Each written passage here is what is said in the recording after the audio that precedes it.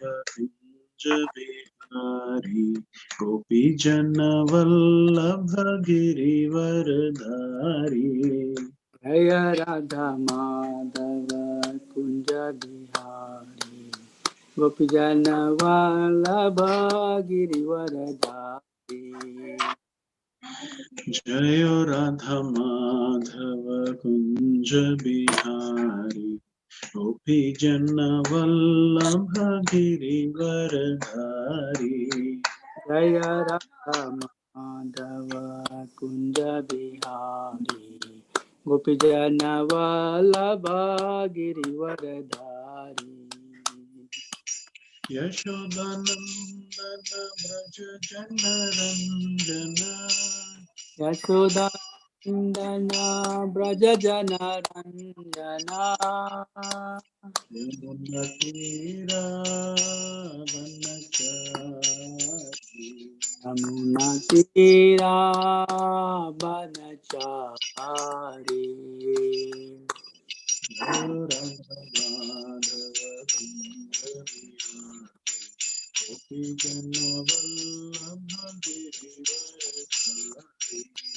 Jaya Radha Madhava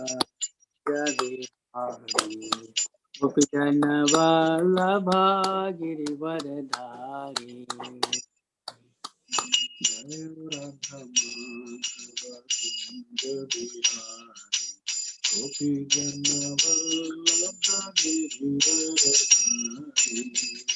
Jaya Radha Madhava Kunja Bihari Gopijana Vallabha Girivaradhari Hare Krishna, Krishna Krishna, Hare Hare. Hare Rama, Rama Rama, Hare Hare. Hare Krishna, Krishna Krishna, Hare Hare. Hare Ram, Ram Ram, Hare Hare. Hare Krishna, Krishna Krishna, Hare Hare. Hare Rama, Rama Rama, Hare Hare. Hare Krishna, Krishna Krishna, Hare Ram, Ram. Shri Radha Nadabar ki jai. Hare Krishna, everybody. Dandat Pranams and welcome to our Sunday lecture. So today we are very, very fortunate to have very special guest, His Grace Prema Vilasa Prabhu. And we have sent the email with his bio. Prema Vilasa Prabhu is not new to us. He has been here 2 or 3 times. And, he has given us wonderful association. Prabhu is basically, director, temple director, and, managing a very big project in Columbus, building a big temple. And many of you might have seen the flyers and everything when Prabhu was here. So, he's very active member of our society, and he's doctor by profession, not, for the Columbus area, but for the entire, ISKCON. I have heard from many devotees calling him and asking him, whenever they are in the need. Mataji is also doctor, by profession. So both Mataji and Prabhuji, they are very surrender soul, and they are helping our organization in different ways. There are many projects, that Prabhuji supports. And as you have seen in the emails that, there are some book distribution projects, in Africa that Prabhuji is kind of supporting. So in many ways, both, Mataji and Prabhuji has been very instrumental to our organization by their support. And, of course, his mentor, and he's enlightening so many, personality all over the world. I'm one of the fortunate soul who has been guided and, mentored by His Grace, Prema Vilasa Prabhu. So very, very fortunate. I have no word, I feel a little bit shocked, when he's in front of me and I have to talk. So please forgive me. But I'm very, very, fortunate once again to have his association. And we'll have, lecture by Prabhuji until 6:40, and then last 20 minutes we'll have the QA. So if you have any questions, at the end of the class, please feel free to, unmute yourself and ask the question. Thank you so much, Prabhuji. Back to you once again. Thank you for coming. Hare Krishna. Okay. So my warm welcome, my greetings, my humble obeisances, and my respects to all the devotees who are on this call, and same to all the devotees from St. Louis. Um, I hope my good friend Lal Gopal Prabhu is doing well. I miss my friend Yamuna Jeevan Prabhu, Anandavardhan Prabhu. I hope you're all doing okay, and so many other wonderful devotees. My also most humble respects to all the Sunday school teachers of and all the mothers of St. Louis Yatra. When I came to St. Louis, one of the lasting memories I carried with me was the experience of witnessing a phenomenal and a robust, vibrating, pulsating Sunday school. So, also my humble obeisances to all the devotees who are serving the deities in the temple and have contributed to the temple in so many ways. I know right before COVID breakout, Lal Gopal Prabhu had done some major renovations, some major fundraising efforts for the temple. So congratulations to all of you and my humble respects to all of you for serving Srila Prabhupada in St. Louis in such wonderful ways.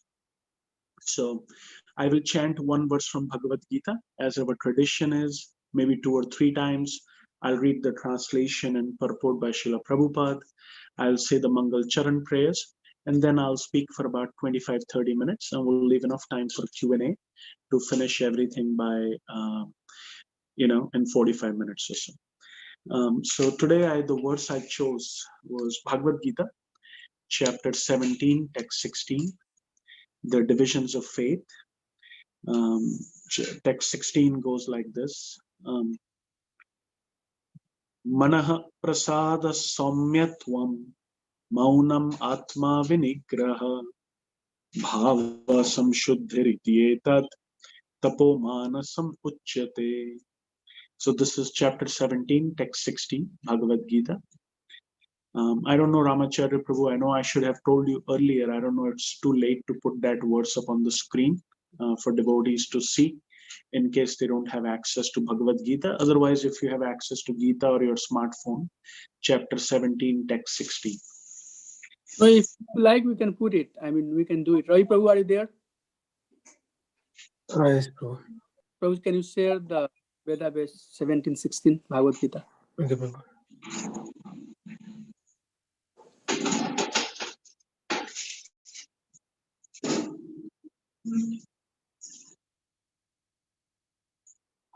So I will chant the verse again.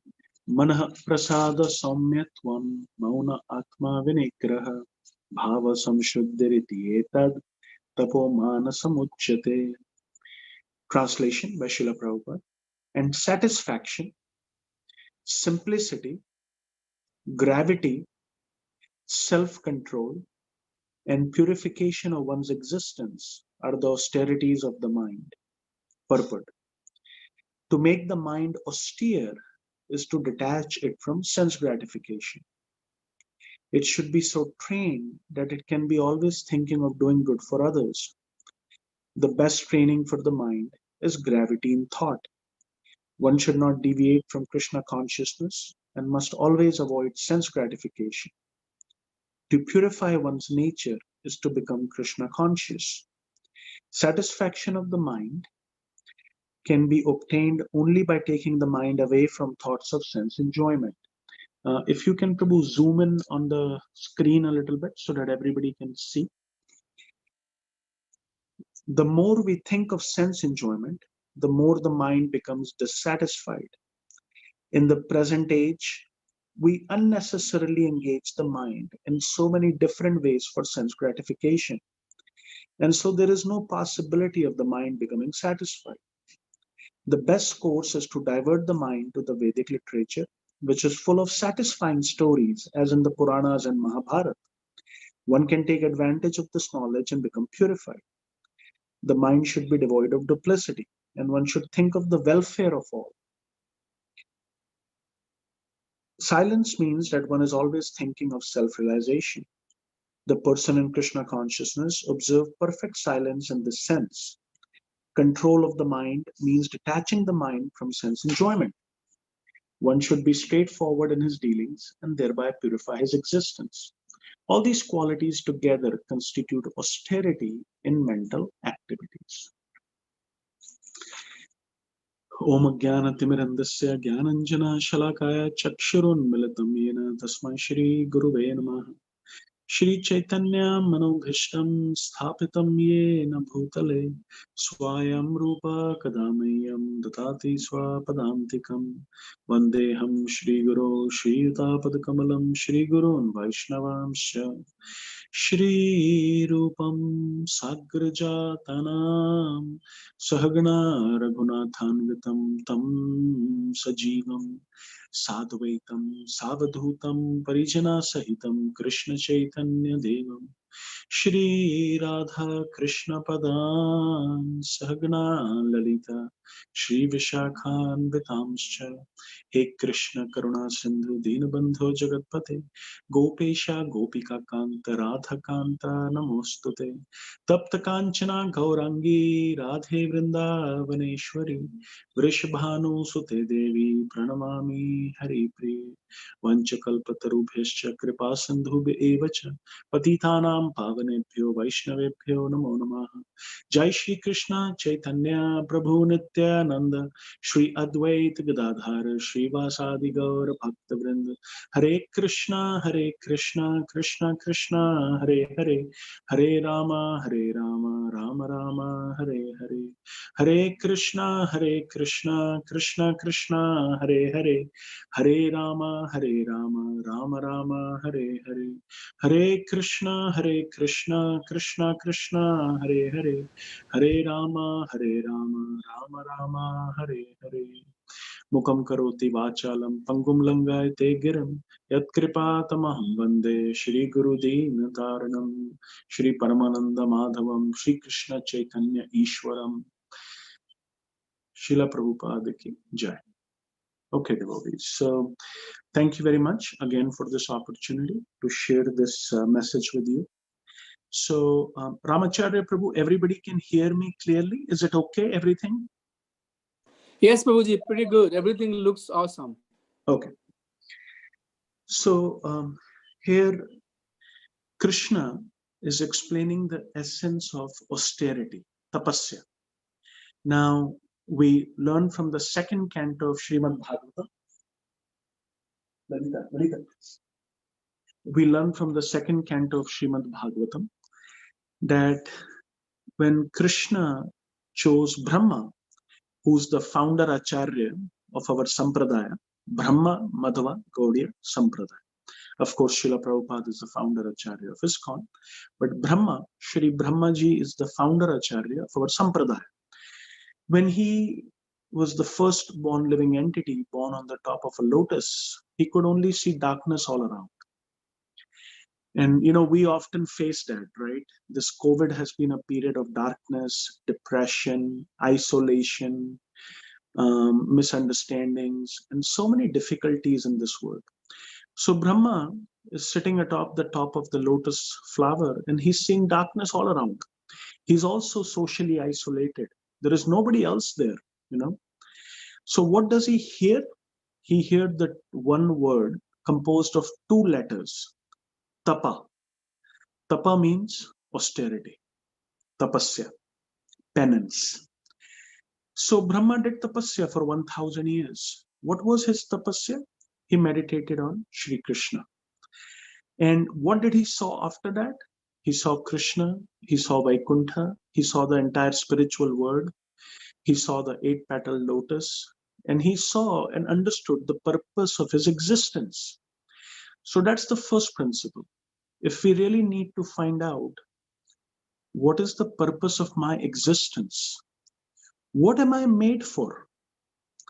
What am I meant to do with my human form of life? What am I supposed to do with the time I have left on this planet?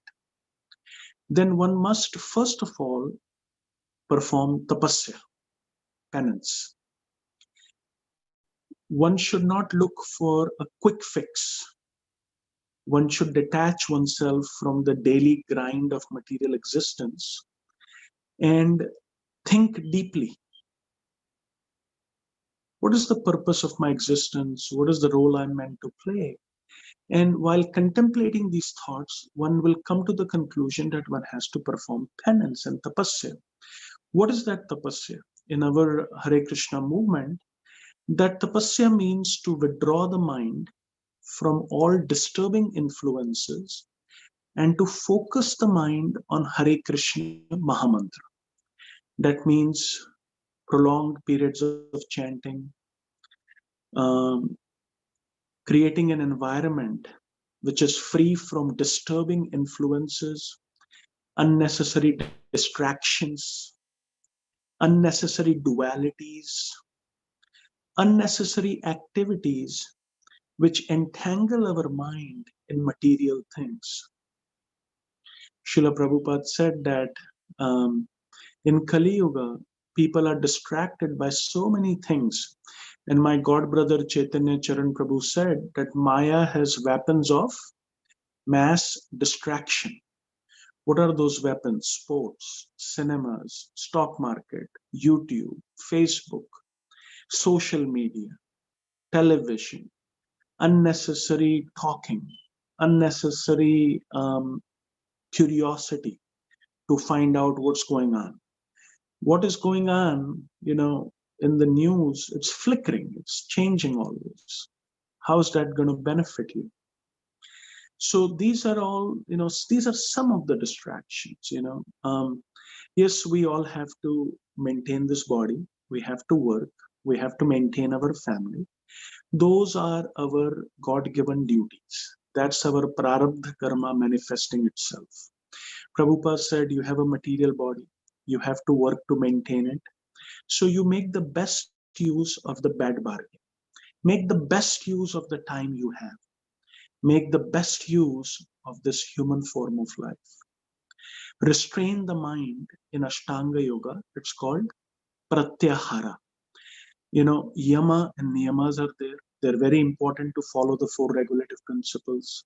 It's very important to chant 16 rounds. But after yama and niyama, asana, in Bhagavad Gita chapter 2, text 54, Arjuna asks, Kim asata?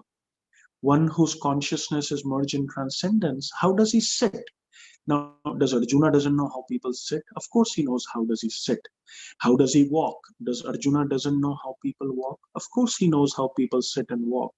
He wants to know by this question, Kim Asita, what are the asanas? Meaning, what is his acharan? What is his behavior? How does he think? How does he interact with material energy? How much does he interact with material energy? And Krishna gave many examples in which he tells that one who's merged in transcendence, he's like an ocean. One of the examples he gave, that the desires may enter like rivers enter into an ocean, but the ocean is never disturbed. Huh? So that very popular verse of the ocean. Second example he gives is one of tortoise. A tortoise, he restrains his senses and keeps them under his control. He only exhibits his senses if he needs to. Third example he gave of his lamp in a windless place. A lamp in a windless place does not waver. So through many examples, Krishna answers in 254 to 272, what is the behavior of a person whose consciousness is merged in transcendence? And the most important thing is focus, concentration, and attention of mind on one's desired objective, which is self-realization. For us, it basically means to spend as much time as one can in chanting Hare Krishna Mahamantra, minimizing those activities which distract one's mind. And okay, there are other activities one can use one's mind for. For example, Prabhupada explains in the purport, one should be attracted by Vedic scriptures. Instead of repeatedly rehashing the mundane news, one can really focus one's mind on reading Bhagavad Gita, studying Bhagavad Gita. Now devotees are offering so many wonderful courses: Bhakti Shastri, Bhakti Vaibhav, Bhakti Vedanta, Bhakti, so many courses, and there are so many other courses. One can also teach. By teaching and learning and studying systematically, one can restrain one's mind from all disturbing influences. One can memorize shlokas like that.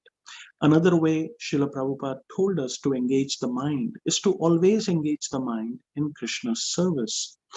For example, Prabhupada gave the program of book distribution. Book distribution, in a very phenomenal and fundamental way, engages one's mind, one's energy, one's attention, one's intention in giving Krishna to others. And while one is engaged in that activity, one is always thinking of Krishna and praying to Krishna, Krishna, please let my efforts be successful. Let me meet people who are interested. Let me meet people who will be willing to take this gift of yours. That's the second method. Prabhupada, of course, from this famous ninth canto of Srimad Bhagavatam, Maharaj's Amrish's activities. Savai Manaha Krishna Padara Vindayor Vacham Sivaikuntha Gunanu Varnane Karev Harer Mandir Marjana Disu Shrutim Chakar Achyuta Satkathodaye Mukunda Linga Laya Darshana Darshav Tadgata Bhatyatra Sangamam, and so on and so forth. He gives one should engage one's legs in going to the holy places, going to the temple of the Lord. One should engage one's head in paying obeisances to the Lord. One should see one's eyes in seeing the beautiful form of the Lord.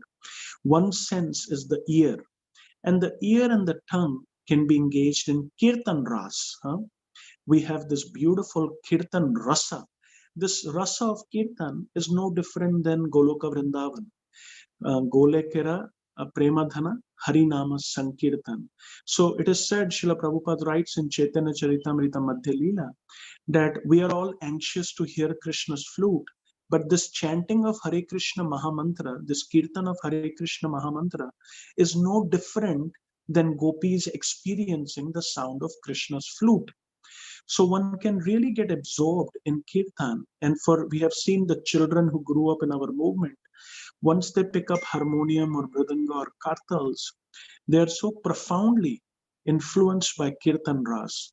So Vaishnav bhajans, Vaishnav poetry, kirtans, learning instruments, playing kirtans, singing for Krishna. This is such an amazing activity to engage the mind, ear, and senses. Um, Other activities, anything associated with serving Srila Prabhupada and his transcendental, beautiful temples, deity worship, management, whatever it is. So that's that. Now, Srila Prabhupada writes that the more we think of sense enjoyment, the more the mind gets entangled. So I was explaining that pratyahara is a process of withdrawing the mind from sense gratification. And if one wants to attain samadhi, then one has to go through the stage of pratyahara. And then when this pratyahara becomes even more concentrated, it becomes dharana, then dhyana, and then finally samadhi. So samadhi is nothing but just one pointed concentration on Krishna. So mind has a tendency to be, generally, the mind has a tendency to be agitated, to be disturbed, to have polarities. But Krishna says in Bhagavad Gita many times that mind should maintain a quality of equanimity in every situation, whether it's honor or dishonor, whether it's pleasure or pain, whether it's attachment or aversion. Actually, dekha jaye, in this material world, there is nothing really too big to be disturbed about. It's all flickering, transitory, illusory. One should maintain one's equanimity in all circumstances. Srila Prabhupada writes in the sixth chapter of Bhagavad Gita that the effect of controlling the mind is that one actually attains communion with the super soul. How is that? See, the super soul is there in my heart. He's there in everybody's heart, and he's willing to talk to us. When we chant Hare Krishna Mahamantra, he's willing to talk to us. But our mind is so engaged and engrossed in so many things. If we attain silence of the mind, there is such an internal chatter we have. We are all like a chatterbox. We meet somebody, before they even start speaking, we want to say something. We don't really hear properly. We always have this desire to speak. We don't really understand gravity and silence. Silence and gravity means I should be thoughtful, and I should be reflective and contemplative. about what is the purpose of life, what's happening around me. Take your time, go slowly. Everything in Krishna consciousness should be done slowly. Slowly means thoughtfully, step by step, carefully, with due attention. Things when things are done in Rajogun and Tamogun in a passionate way, then we are not able to understand and hear the proddings of Paramatma. He's quiet. We can't hear him. So one has to attain Manha Prasada, Saumyatva, then Manha Atma Vinigraha. By just quietening the mind, by controlling the mind, one can get in touch with Paramatma. Now, Arjuna says to Krishna that this control of the mind you're talking about is a very difficult subject matter. Come on, we are in the battlefield. I'm a Kshatriya. I can control the wind, but I cannot control my mind. And Krishna says that it is indeed possible. It is possible by two things, by practice, abhyas, but abhyas has to go along with vairagya, detachment. If we are too attached to things, if we are too attached to our ways of thinking, our ways of doing, our version of reality, we will not be able to quieten the mind because we are too attached, right? I would give you a mnemonic, something to meditate on. Anytime you feel your mind being disturbed by anything, other person, devotee, situation, heat or cold, happiness or distress, honor or dishonor, good or bad, you can use this principle. It is called let it rain.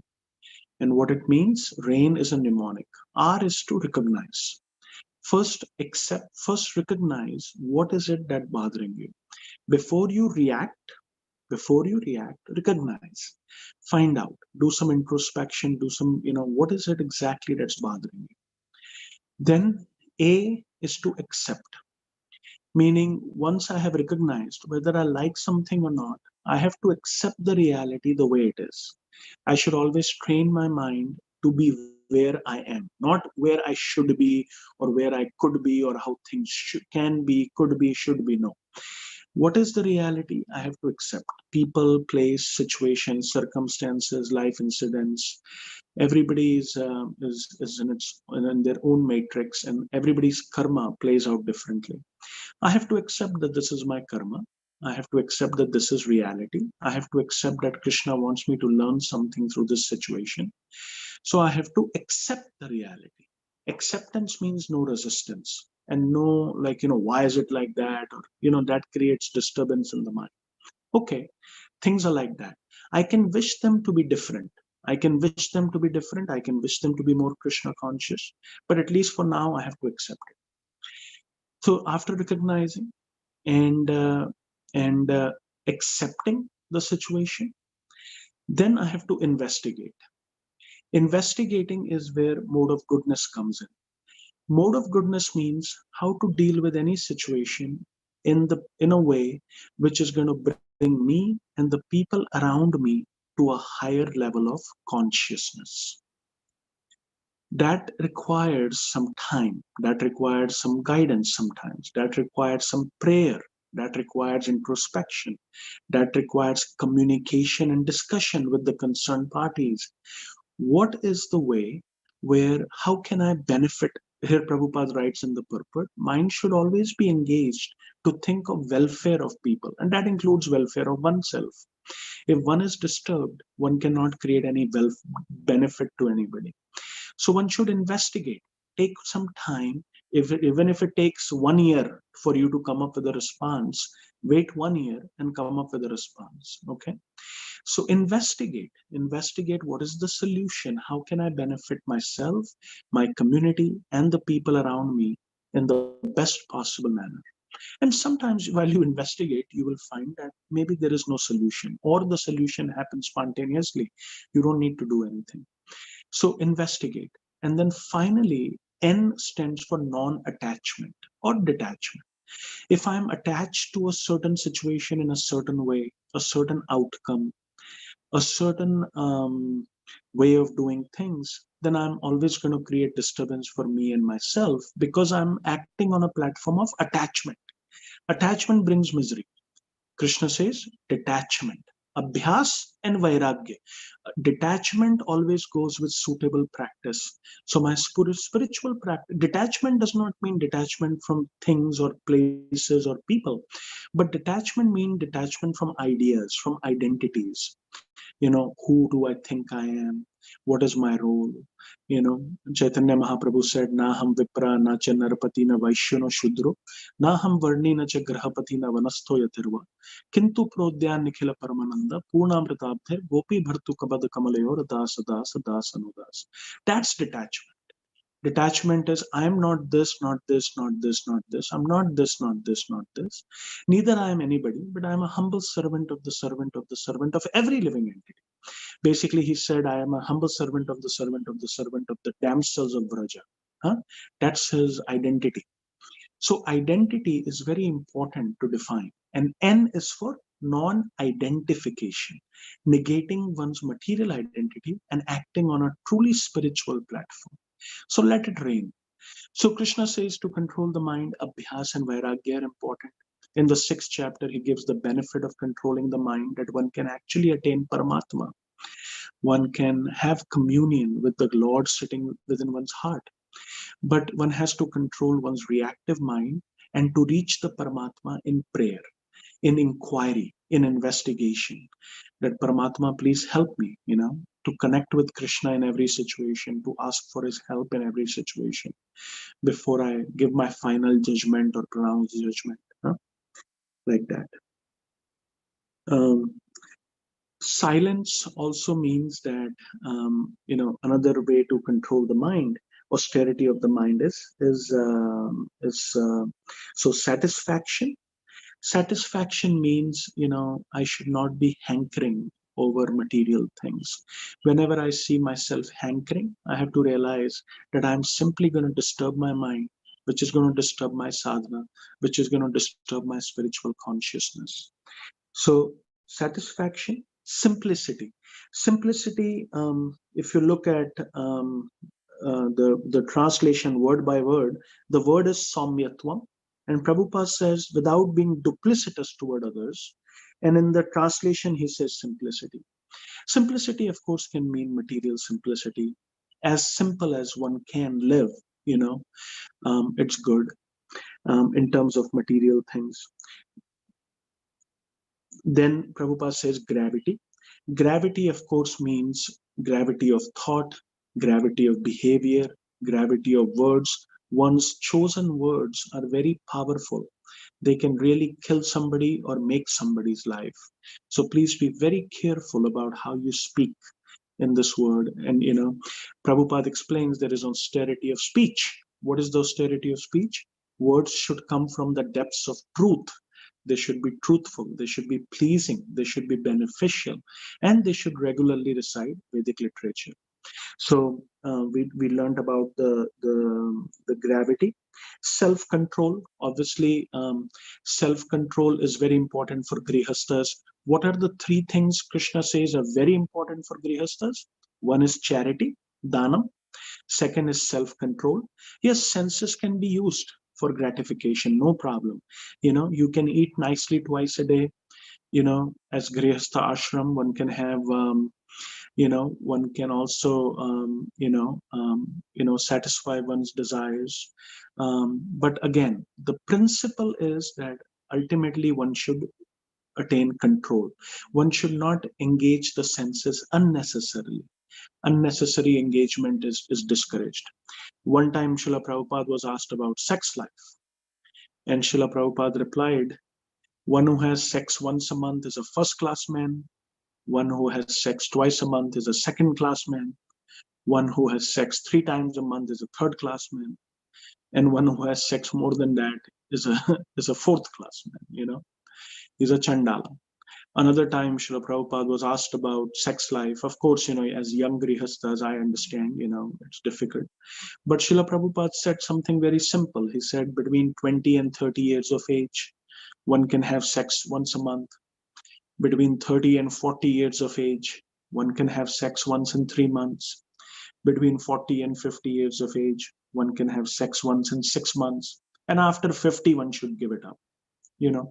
So Vedas do not say that you have to stop right away. The fan takes some time, but one should progressively give it up. Sex life is also not just gross sex life, subtle sex life in terms of pride, arrogance, anger. Lust and anger go together. These things Krishna says in Bhagavad Gita in the 16th chapter. Lust, anger, and greed are three gates which lead to hell. So little by little, one should attain very sober state of mind, very sober state of consciousness, become free from anger, become free from lust. And of course, in Grihastha ashram, one can obviously have a very nice, wonderful relationship with one's wife and family members. One can do so many things to serve Krishna, have economic stability, have spiritual stability, have good sadhana, deity worship, like that. And gradually one can make advancement. So that's that. In Grihastha ashram, three things: charity, self-control, and finally sacrifice. And the biggest sacrifice in Grihastha ashram is Kirtan Yajna, Sankirtan Yajna. So devotees chanting together, having Kirtan in one's home, um, you know, like that, having Hari Katha in one's home, like that. So let's see what I also wanted to state here. Tapo manasam uchyate. So this is austerity of mind. We discuss austerity of speech and austerity of body. What is austerity of body? You get up in the morning, take a shower 2 or 3 times a day, do achman, put tilak on, you know. After that, worship the Supreme Lord. Always be respectful to devotees, the senior devotees, the spiritual master, and superiors like mother and father. So these people are always should be given respect by body. One senior devotees, one seniors, brahmanas, Vaishnavas, mother and father, the Supreme Lord should be given respect. One should pay obeisances to them every day. So that's austerity of body. And Prabhupada also says in cleanliness, internal and external cleanliness. Internal cleanliness comes from chanting and reading. External cleanliness comes from keeping one's surroundings very clean, one's home very clean, taking a shower every day, preferably twice a day, putting tilak on the body, chanting Gayatri mantra, like that. Simplicity again is emphasized a lot.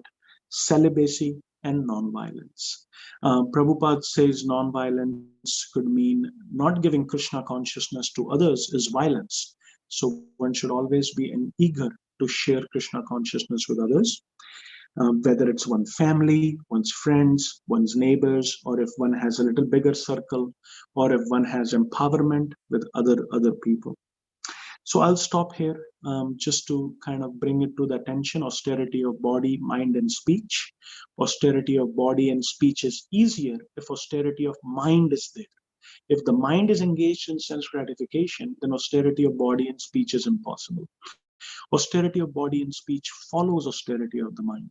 Austerity of the mind means to not agitate the mind unnecessarily, to withdraw it from sense gratification, to fix it in the holy name and the Vedic scriptures and Krishna consciousness, and engaging minds according to one's propensity in different limbs of bhakti and in one's prescribed duties.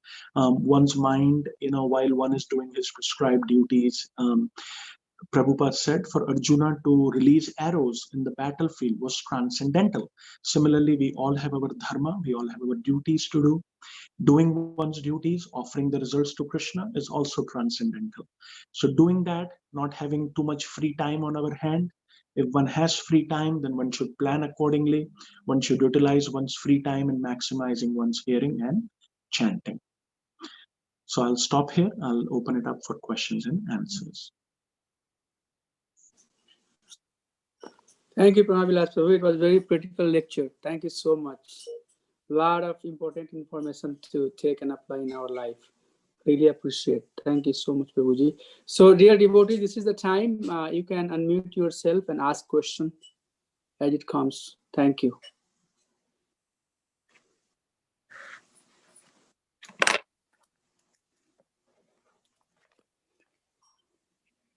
So, who wants to start? Hare Krishna. I know there will be so many questions. All we have to do is start somewhere.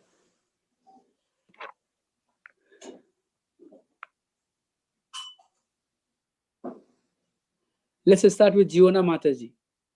Hare Krishna. Are you there, Mataji? Jiona Mataji?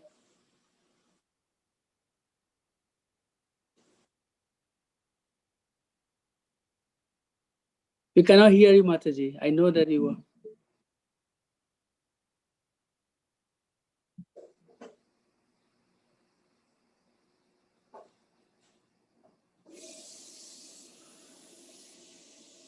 Hare Krishna. Mataji, are you there? Maybe some issue there.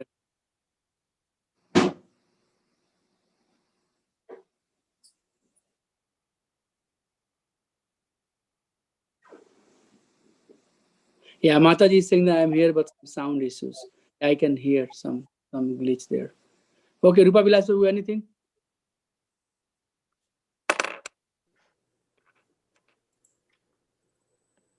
Hare Krishna Prabhu, please my humble obeisances.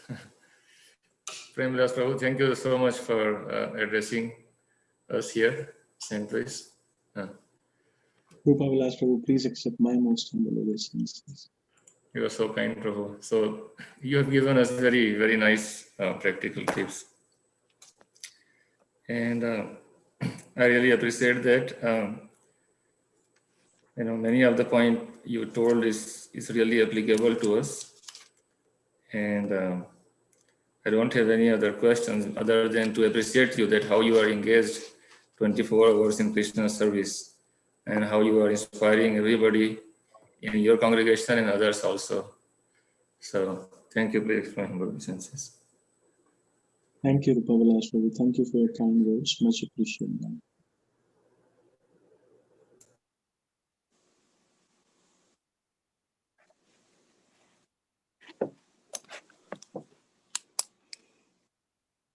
Hare Krishna. Hare Krishna, Prabhu. Prabhu, this is Padma Das. Good to see me. I actually liked a lot, Prabhu, the way when you said there is actually nothing in this world to be actually worried about, and that word and the analogy for that rain that you have given to introspect the actual problem. That is sure really a great value addition, and certainly definitely will help us if we meditate on it. Thank you, Prabhu. Hare Krishna. Hare Krishna Prabhu, thank you very much. So the mnemonic rain, if somebody missed, was to recognize, to accept, to investigate, and to non-identify with the problem.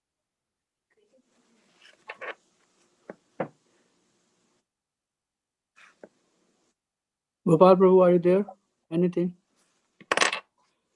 Hare Krishna, Prem Vilas Prabhu, please accept my humble obeisances. Thank you so much, Prabhu, for the very enlightening class. So I just had one quick question, Prabhu. Towards the end, you mentioned one of Srila Prabhupada's quotes that not giving Krishna consciousness is a violence. So could you please elaborate on that, Prabhu? Yeah, Srila Prabhupada said that actually, if we are not sharing Krishna consciousness with others, then we are actually committing violence. Why? Because if I have something, let's say a big merchant has, let's say there is a famine, yes, and a big merchant is sitting on a 1,000 quintal stack of grain, and there is big famine, yes, and a big merchant is sitting on a 1,000 quintal storehouse of grain, and he's not distributing it, then will it be considered violence or not? Yes, Prabhu. So similarly, if one has Krishna, one should feel that no living entity should be, no human being should pass their life without at least tasting a plate of prasadam once, or reading at least one book of Srila Prabhupada, or hearing the Hare Krishna Mahamantra once. One should have a very, very special desire in one's heart to think like that and then to act upon it in whatever way, one small or big way one can, based on one's empowerment, based on chanting of the holy name. And one should do that. One should think, I know this person. I have to either give him the holy name, or a plate of prasadam, or a book of Srila Prabhupada. And if one doesn't do that to people he meet, then he is guilty of not sharing his good fortune with others. People will benefit. They may not appreciate it right away. They may not even realize the full meaning of what they got. But this moment's association of devotional service will save them at the time of death. At least it will guarantee them a human birth where they will again make some progress in their next life. We are building a temple in Columbus. Our motivation was that whoever comes to the temple, more people should come, and that thousands of people in Central Ohio should get this opportunity. Of course, one doesn't need to build a temple. One can go out on the streets, one can go door to door, one can go to festivals, one can do so many things. But yes, the reason we build in ISKCON, we build centers, is that when people come, they get Krishna. We should be always focused on giving and sharing Krishna with others through books, through prasadam, through philosophy, through association, through personal love and care. Yes, bills have to be paid and money has to be raised, but that will come. If you do your duty, then Krishna will do his. You have to do your duty. Anybody who comes, you have to give. You have to give to everybody you meet. If you do that, Krishna will give you. In giving, you receive. And Krishna will take care of all the material needs we have. Yeah.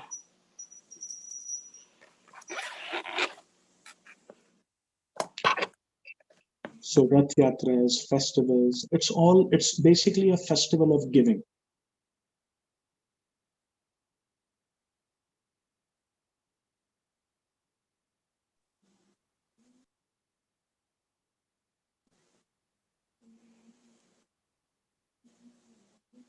Thank you. Hare Krishna. So anybody has question?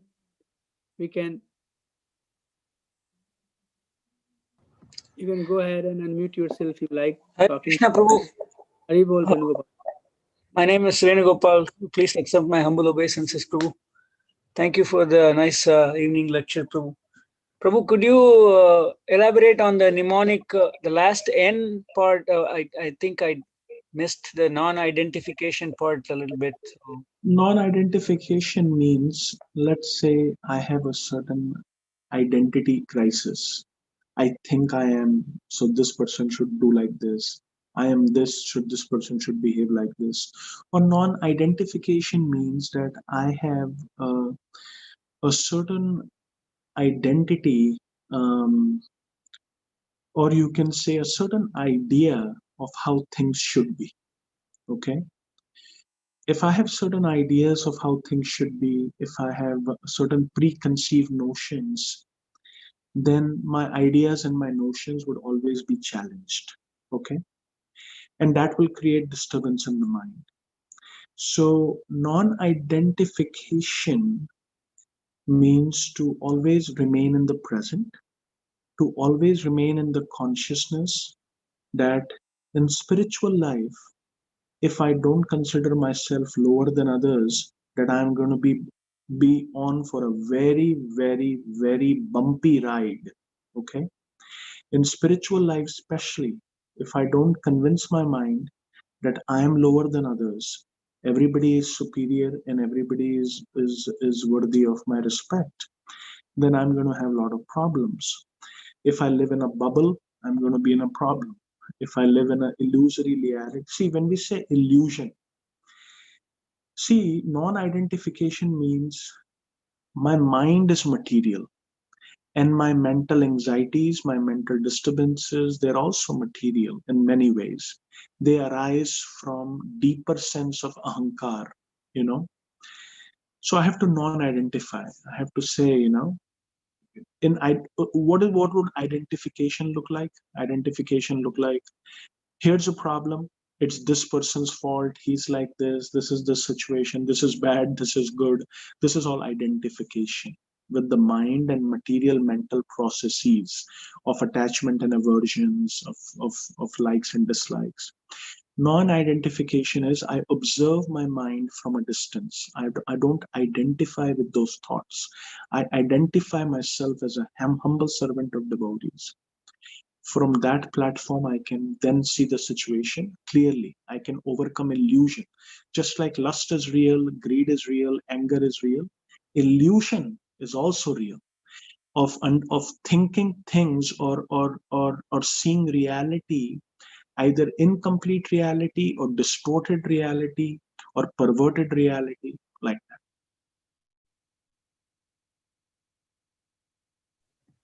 Thank you, Prabhu. That helps, Prabhu. Thank you.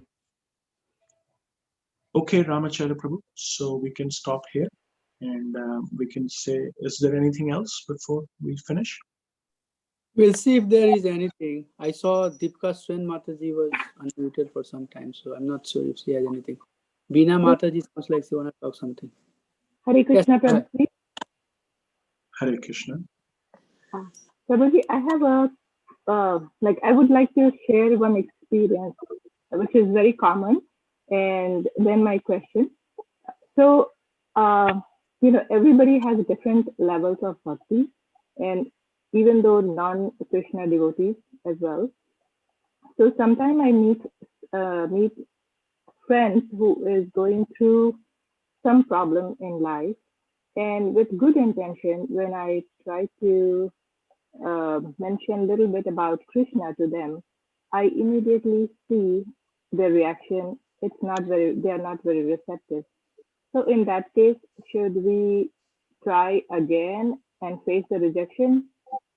Or what should be the ideal way to go about this? Okay. So you have made, so the question is, you make an effort to share Krishna consciousness in some way, and you felt that they didn't appreciate it or they were not very receptive. Now, what should you do in this situation? Is that my correct understanding? Yes, sir. Yes, Prabhuji. Yes? Yes, Okay. yes. Wonderful. Wonderful. Okay. Well, one can then think, could one have approached them or said something different? And that's the holy grail of a preacher. One has to learn through life situations and circumstances. And yes, you are absolutely right. Despite your best efforts, despite best intentions, not everybody would appreciate. Sometimes you may have to leave them alone. Okay.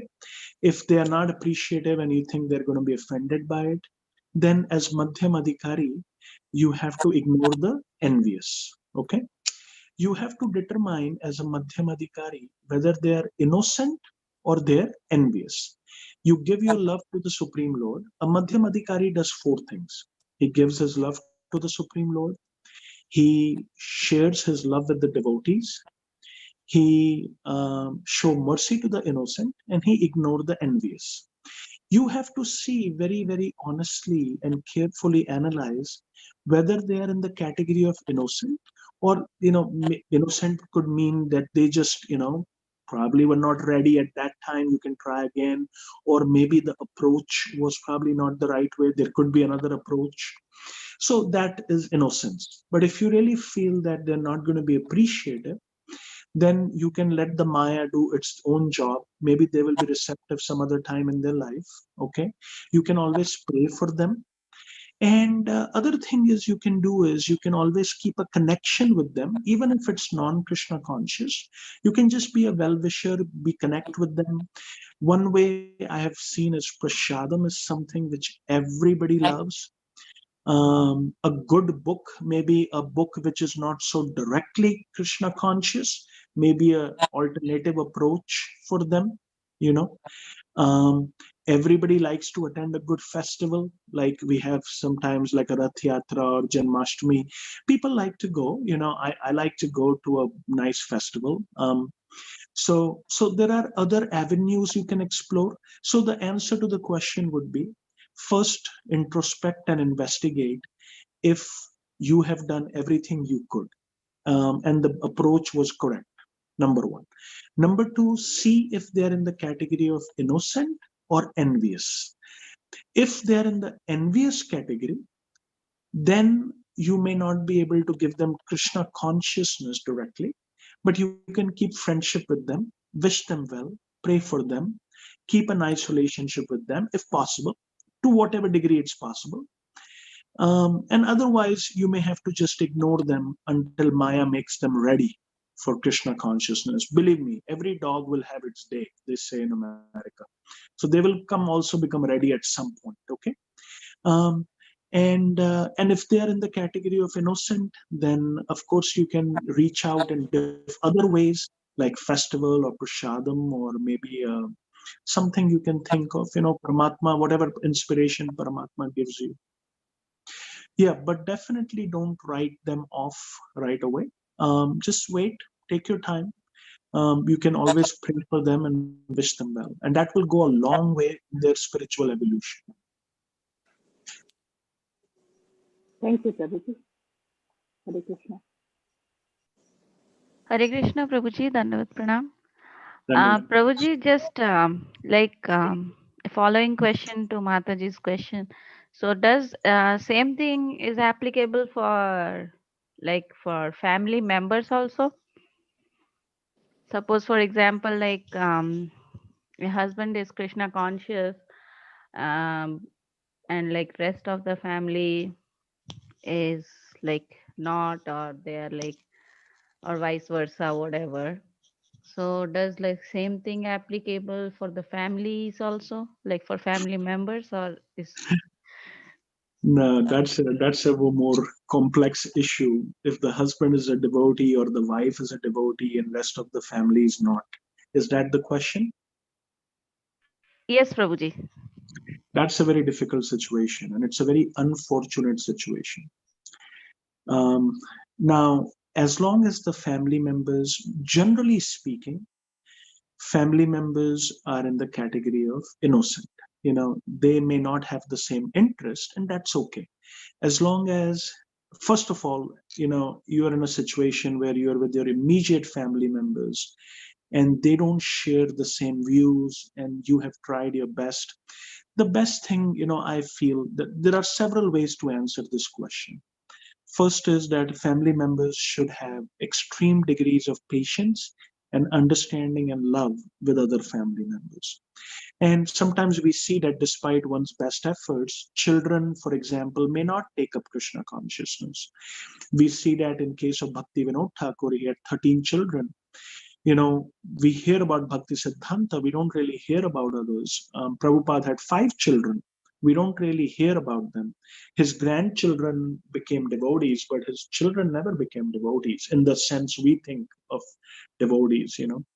So, okay, despite best efforts, if family members are not going to take up practices of Krishna consciousness, then in that case, one can just have very healthy communication and healthy boundaries. you know um, it is an unfortunate situation, but one can have very nice communication, healthy boundaries. Your sadhana and your food is basically what is the most important. Prasadam and sadhana, you can express to them what you like to do, and they can do whatever they want. Everybody should have the independence and autonomy to live the way they want to live, and the family members can be cooperative at least, or if not directly supportive, but cooperative and appreciate from a distance. They will benefit, obviously. There should be never any force involved in anything. Everything should be done from the principle of independent initiative and autonomy. And uh, and in that situation, one can have very good communication. One's family members are very close to oneself, so one really knows what they're going to like and not like. One should not force anything on children or the spouse if they're not ready for it. Instead, with mutual understanding, mutual patience, mutual communication, mutual dialogue, things should be developed individually. Every case will be different. And only if family members are extremely envious and inimical, only if that is the case, and they're persistently inimical and envious of both one's material and spiritual well-being, then one should take a deep breath and think what one should do next. Okay, Prabhuji. Thank you so much.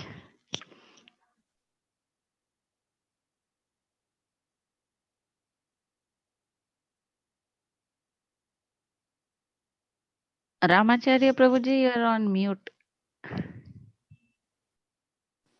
Hare Krishna. Thank you, Mataji. So anybody has last one or two questions before we adjourn tonight? Very practical question, Mataji, Deepika Mataji. Thank you for asking. That question is basically applicable for many people. It was very pertinent question that you asked. Thank you. So anybody has anything, we can take maybe one or two, Prabhuji, if you are okay.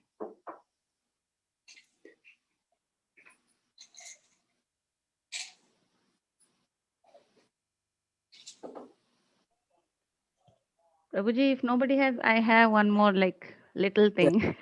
Go ahead, Mataji. So, Prabhuji, so like you said, we shouldn't force. But in case of children, you know, they really sometimes, like I have two kids. So sometimes it's really like they don't know until the like, should we do that? You know, like, should we do that so that they can get the taste of the, like, taste of Krishna conscious? Because sometimes they don't know if, you know, something like you have something so tasty, until you don't taste it, you don't get that, you know, taste. So should we not, like, we can call them, like, we cannot tell that force, but is kind of forcing them.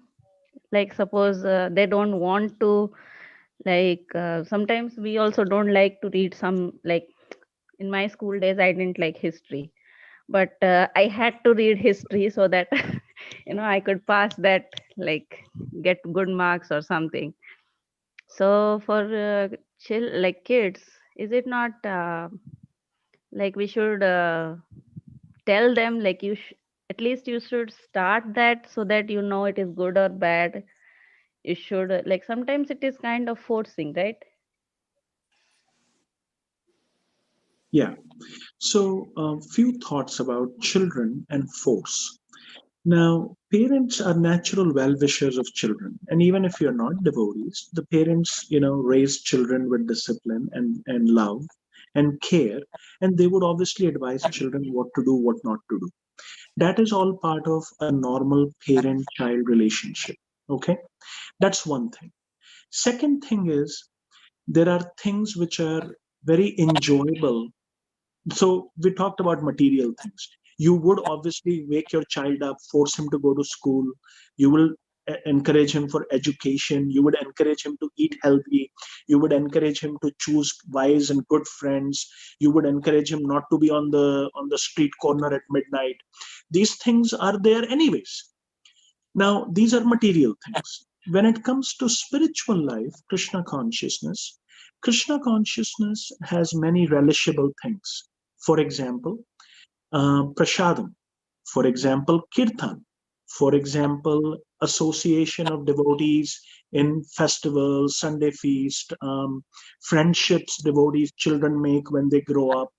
I remember my father used to take me to Lions Club in India. And in Lions Club, all the children would play and we would make friends. And I still have those friendships. So in ISKCON, our children make friendships with devotees' children, right?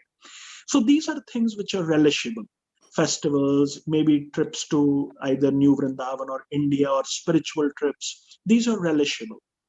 But I sincerely believe children should not be forced to do austerities which their minds are not ready for, and their intellect has not convinced themselves, and it doesn't come from within.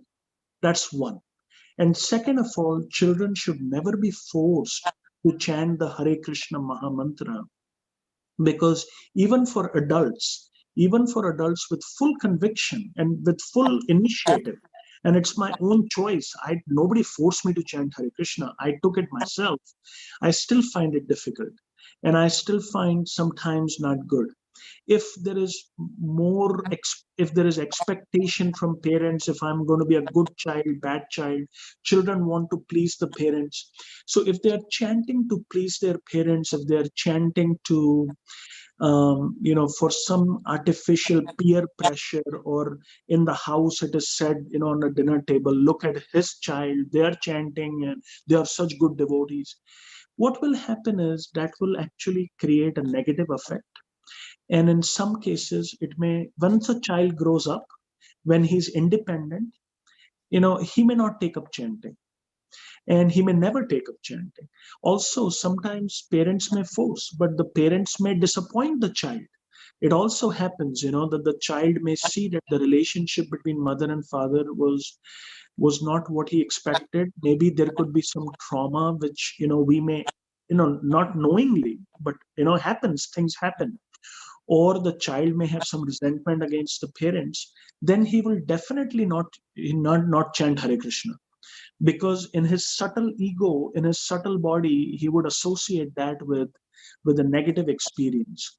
So in summary, what I'm saying in essence is, children should be given knowledge, children should be given love, children should be given wonderful spiritual experiences, spiritual friendships, wonderful prasadam, wonderful, and children should be encouraged to follow their natural propensities, both materially and spiritually. Natural propensities, there is no question of force in this. And as far as austerities, meaning don'ts, meaning don't do this, don't do this, don't do this, of course we can, my mother never gave me Krishna consciousness, but I grew up in a vegetarian household, so I naturally took up vegetarianism. At least that much can be shared with children. Now, I'll give you one example, Mataji. One of our very good devotees in Columbus, their daughter went to medical school, John Hopkins. And, the parents were telling her, don't drink coffee, don't do this, don't do this. Now she's in medical school, and her classmates and her roommates, they have a pot of coffee. She eventually became a Christian. Her roommates were Christian. They took her to the church. They said, you can do anything you like. So she became, now she reads Bible, she goes to the church. I mean, because she just couldn't understand what was going on. Why couldn't she drink a cup of coffee in medical school? She just couldn't understand. And, so what I'm trying to do is, by giving an example, is that I'm not encouraging that anything that we break the regulative principles, but children should be given knowledge. They shouldn't be forced to do austerity, which doesn't come from within themselves, from a platform of knowledge. If it's artificial, if it's forced, if it's because somebody says, or some book says, or Prabhupada said, that would not convince them. So, and children should never be forced to chant Hare Krishna. If they want to, they can be encouraged, but it should be from within themselves. That is my humble understanding. I could be wrong, so please forgive me. You are all parents. You know your children the best. I'm sure you're doing every mother and father spends his entire life praying for the well-being of their child. So all glories to you. But these are just some thoughts and some observations I had in last 20 years. Thank you so much, Prabhuji. Yeah, like that's also my thought, that children should not never be compared with, even their own siblings also, because they get that feeling of, they become more introvert. They become like, they get that insecurity feeling that increases within them. You're absolutely right, Mataji. Children should be appreciated for who they are. Their material and spiritual propensities should be engaged, and there should not be subtlest peer pressure from parents or siblings to do anything. Absolutely, Prabhuji. Thank you so much, Prabhuji. Thank you. So practical, Prabhuji. So practical, explanation. I have 2 kids too, as you know. And after trying everything, one thing that I have came up with is that I always sincerely pray to my deities, that my dear Lord, it's totally up to you. They are a sweet soul, and if you want them to become your servants, your devotee, give them the opportunity. And that's what has been my latest shelter when it comes to my kids. Just praying to my. That is the best position, Ramacharya. Hari bol to that. Hari bol. Thank you. So, if there is anything, we can take one more. Otherwise, we can adjourn. So, anybody has anything? Hare Krishna. Last one comment or question.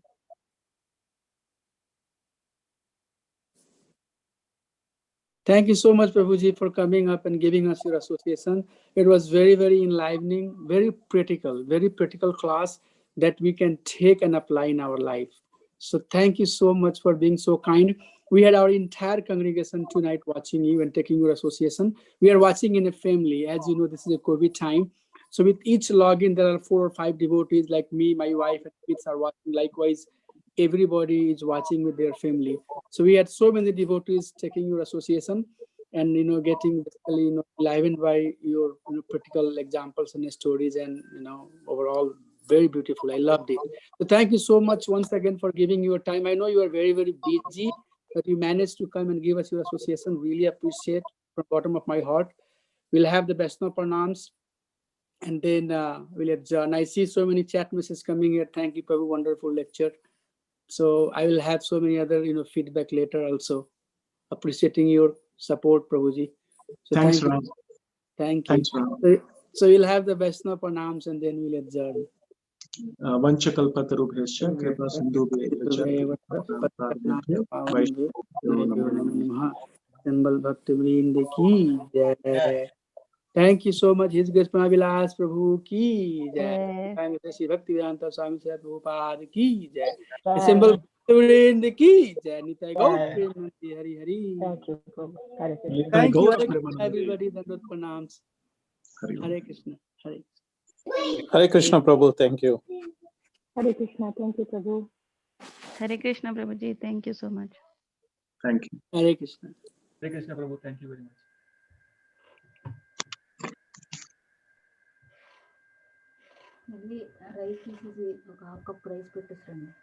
Thank you, Hare Krishna, everybody, for coming. Hare Krishna. Thank you. Hare Hare.